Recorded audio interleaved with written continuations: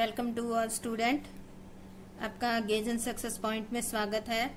बच्चों, आज हम करेंगे एडमिशन ऑफ न्यू पार्टनर का रीवैल्यूएशन अकाउंट की थ्योरी करेंगे आज हिंदी में। तो देखो, आपको दिखा देती हूँ कि रीवैल्यूएशन अकाउंट जो है वो उसकी थ्योरी किस किस तरह से आ सकती है। एक तो आ सकती है कि explain revaluation account, explain revaluation account के नाम से। दूसरा profit and loss adjustment account के नाम से भी आ सकती है। और तीसरा revaluation of assets and liability, या ऐसे पूछ सकते हैं how to revaluate of assets and liability, यानी कि जो संपत्तियां और दायित्व होते हैं उनका मूल्यांकन किस प्रकार से किया जाता है। तो ये आज किसी बच्चे की डिमांड के कारण मैंने इसको दोबारा से लेक्चर को बना रही हूँ हिंदी मीडियम में, पहले इंग्लिश में बनाया है। तो हम स्टार्ट करते हैं इसको।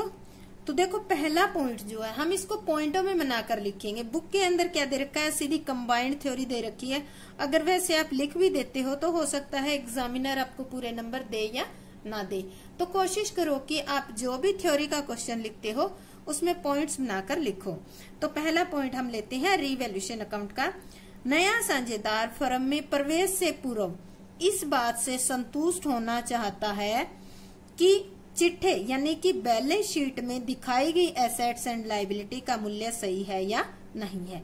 यानी कि जब भी कोई नया पार्टनर आएगा वो बिजनेस में देखो कैपिटल भी लाता है और गुडविल भी लाता है।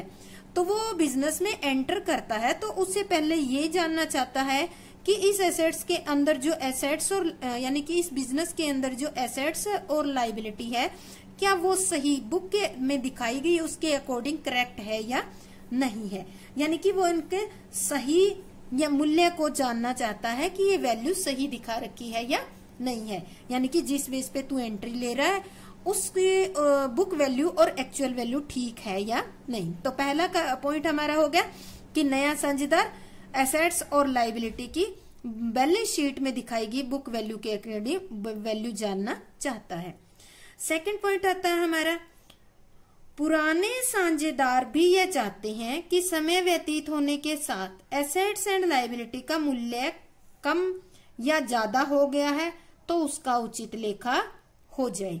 तो देखो, केवल नया नया पार्टनर ही नहीं चाहता, पुराना पार्टनर भी चाहता है कि अब मौका है, नया पार्टनर आ रहा है तो क्यों ना एसेट्स और लायबिलिटी की जो वैल्यू है उसको रीवैल्यूएट कर लिया जाए। तो इनको भी, ओल्ड पार्टनर को भी ये पता चल जाएगा कि हमारी एसेट्स और लायबिलिटी की वैल्यू एक्चुअल में कितनी है। और अब देखो, जब इसका रिवैल्यूएशन करेगा तो बुक के अंदर दोबारा से नई वैल्यू दिखाई जाएगी। तो ये सेकंड पॉइंट था हमारा। अब आता है हमारा थर्ड पॉइंट। थर्ड पॉइंट है, इस प्रकार वास्तविक एसेट्स एंड लायबिलिटी की वैल्यू बुक वैल्यू कौन सी होती है, जो बैलेंस शीट में दिखाई गई है उस वैल्यू से भिन्न हो सकती है। ये तो पॉसिबिलिटी हो सकती है। क्यों? क्योंकि जैसे जैसे समय बीतता जाता है तो कई बार क्या होता है, कुछ एक एसेट्स जो होती है उसकी वैल्यू कम हो जाती है। तो इस प्रकार हो सकता है कि मान लेते हैं कोई एक एसेट्स है, उसकी वैल्यू बुक में तो 5 लाख रुपए दिखा रखी हो, ठीक है, और जब एक्चुअल में हमने बुक में तो दिखा रखी हो 5 लाख वैल्यू, ठीक है, और एक्चुअल में वो कितनी निकली है, 3 लाख की। तो इस तरह से इनका जो मूल्य है वो डिफरेंस हो सकता है।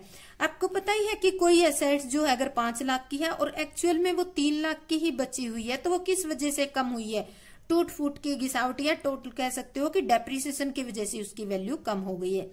देखो, बिजनेस के अंदर एक रूल भी होता है कि हर साल डेप्रिसिएशन लेस करने का, पर कई बार ऐसा होता है कि हम तो एक फिक्स मेथड के अकॉर्डिंग जो है डेप्रिसिएशन लेस करते हैं। हो सकता है किसी मशीन में ज्यादा भी डेप्रिसिएशन हो गया हो, किसी मशीन में कम भी हो गया हो। तो इस कारण वैल्यू क्या हो सकती है, भिन्न हो सकती है। किससे? बुक वैल्यू और जो एक्चुअल वैल्यू है, वास्तविक मूल्य जो है और बुक में दिखाया गया मूल्य अलग हो सकता है। फोर्थ हमारा पॉइंट आता है, एसेट्स एंड लायबिलिटी में कमी के कारण ना ही साझेदार को कोई नुकसान होना चाहिए और ना ही फायदा होना चाहिए। क्योंकि यह पुराने साझेदारों का हिस्सा है।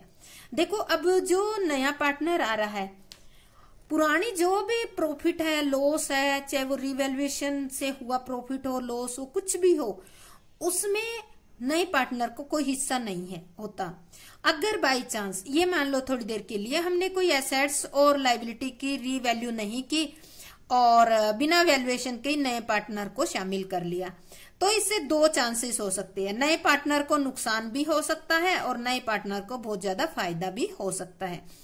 पर इससे बचने के लिए क्या किया जाता है, रीवैल्यूएशन किया जाता है। रीवैल्यूएशन करने के कारण ना ही तो नए पार्टनर को कोई नुकसान होता है और ना ही उसको कोई फायदा होता है, क्योंकि फायदा और नुकसान जो है वो किसका है, यहाँ केवल ओल्ड पार्टनर का है।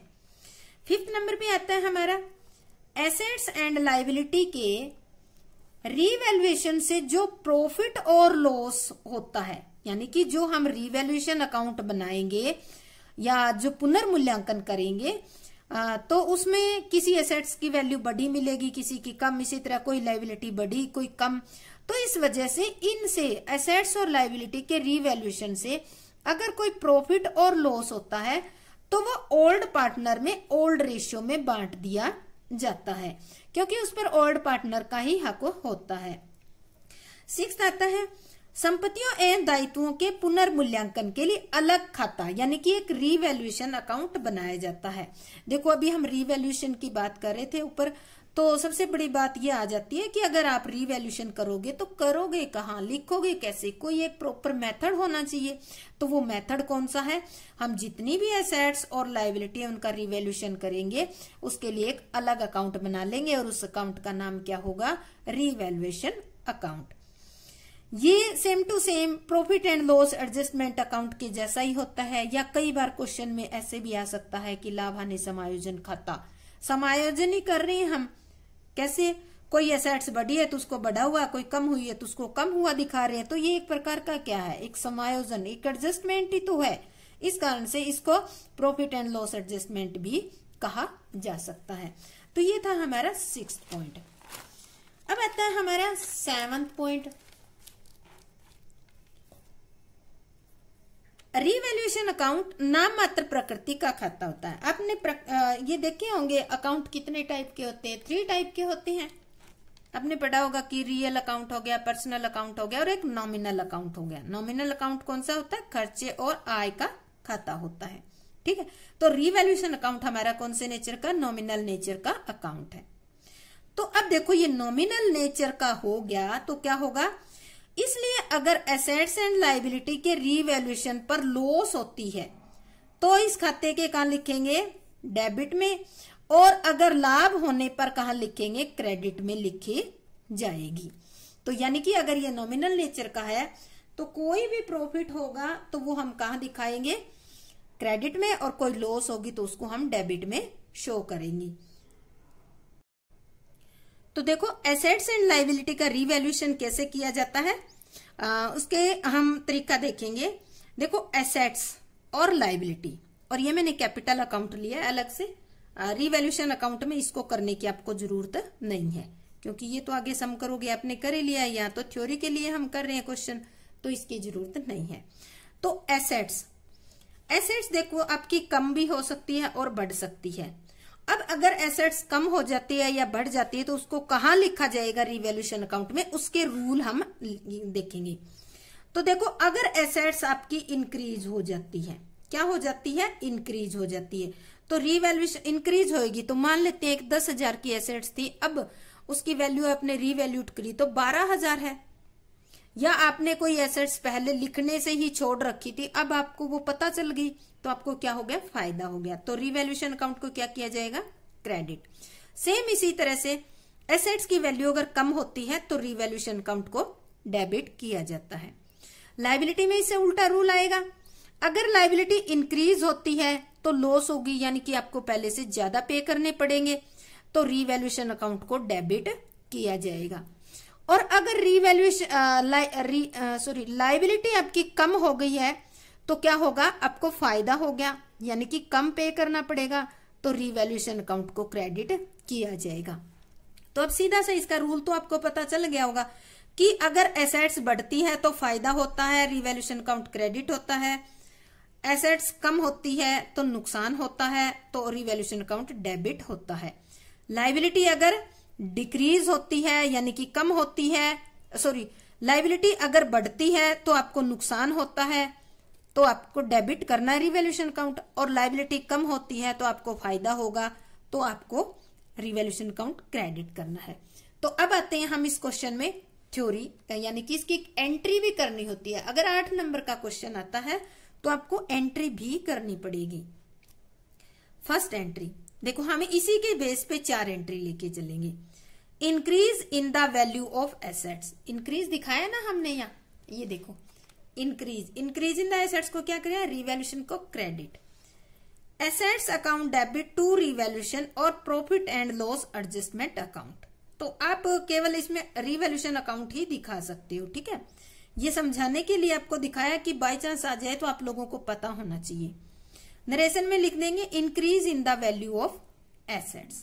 तो यहां देखो फायदा हुआ है तो रिवैल्यूएशन अकाउंट क्या हो गया, आपका क्रेडिट हो गया। नेक्स्ट आता है decrease in the value of assets. अगर वैल्यू डिक्रीज हो जाती है तब, यानी कि एसेट्स, देखो यहां एसेट डिक्रीज होगी तो हमने क्या किया था, रिवैल्यूएशन अकाउंट को डेबिट किया था। तो एंट्री में हम क्या करेंगे, रिवैल्यूएशन अकाउंट और profit and loss adjustment account debit to assets. यानी कि आपने रियल अकाउंट पढ़ा भी होगा, रियल अकाउंट का रूल भी था कि जो एसेट्स बाहर चली जाती है, एसेट्स कम हो जाती है, उसको क्रेडिट करते हैं। सेम रूल यहाँ पे है। और जो आती है एसेट्स बढ़ती है उसको डेबिट करते हैं। वो रूल ऐसे रियल अकाउंट वाला भी लागू हो रहा है, और ये नॉमिनल अकाउंट के अकॉर्डिंग इसको हम क्रेडिट डेबिट कर देते हैं। यानी कि रिवैल्यूएशन में लॉस मतलब हमारे खर्चे बढ़ गए हैं तो रिवैल्यूएशन अकाउंट को डेबिट कर देंगे। Decrease in the value of assets, तो ये हमारी 2 एंट्री थी एसेट से रिलेटेड। इसके बाद आती है एसेट्स की एक एंट्री और आती है, वो हमें करनी होती है, और वो कौन सी है, इफ फाउंड अनरिकॉर्डेड एसेट्स। अगर आपको बिजनेस में कई बार ऐसा होता है कि कुछ एक एसेट्स ऐसी भी हो सकती है जो आप रिकॉर्ड करना भूल गए थे, और जब अब रिवैल्यूएशन करने लगे हो तब आपके सामने वो एसेट्स आई है, तो क्या हो गया, आपको फायदा हो गया ना। तो आप एंट्री क्या करोगे, assets account debit to revaluation account found unrecorded assets, show कर दोगे इसको। अब आते हैं सेकंड लायबिलिटी के लिए। लायबिलिटी में क्या होगा, अब थोड़ा सा लॉजिक लगा लेना कि जिससे आपको नुकसान होता हो उससे रिवैल्यूएशन अकाउंट डेबिट होता है, और जिससे फायदा होता है उससे आपको क्रेडिट करना। इतना सही थोड़ा सा लॉजिक लगाना आपको। पहला है for increase in the value of liability. Increase in the value of liability, अगर लायबिलिटी की वैल्यू बढ़ जाती है तो क्या होगा, जैसे पहले आपकी लायबिलिटी थी 50,000 रुपए, ठीक है, अब वो इंक्रीज होकर कितनी होगी, 60,000 रुपए। तो क्या हुआ, आपको फायदा हुआ या नुकसान, अरे 10,000 रुपए का फायदा हो गया है, 50 से 60 10,000 का नुकसान हो गया है, क्योंकि आपको ज्यादा पे करना पड़ेगा। तो हम क्या करेंगे, रिवैल्यूएशन अकाउंट को डेबिट करेंगे, एंट्री करेंगे revaluation account debit to liability account, increase in the value of liability. इसके बाद आता है हमारा for decrease in the value of liability. Decrease मतलब पहले आपकी बुक्स के अंदर लायबिलिटी थी 50,000 की, जब रीवैल्यूड किया तो क्या हुआ, अब वो मिली है 40,000 की, ठीक है। तो आपको बेनिफिट कितने का हो गया, 10,000 का हो गया। तो ये 10,000 आप क्या करोगे, ये आपके लिए प्रॉफिट है या बेनिफिट है, कुछ भी कह लो। तो प्रॉफिट होता है, उससे रिवैल्यूएशन अकाउंट क्या होता है, क्रेडिट होता है। तो हम एंट्री करेंगे liabilities account debit to revaluation account for decrease in the value of liability. अब देखो जैसे अनरिकॉर्डेड एसेट्स मिल सकती है, सेम वैसे अनरिकॉर्डेड लायबिलिटी भी मिल सकती है।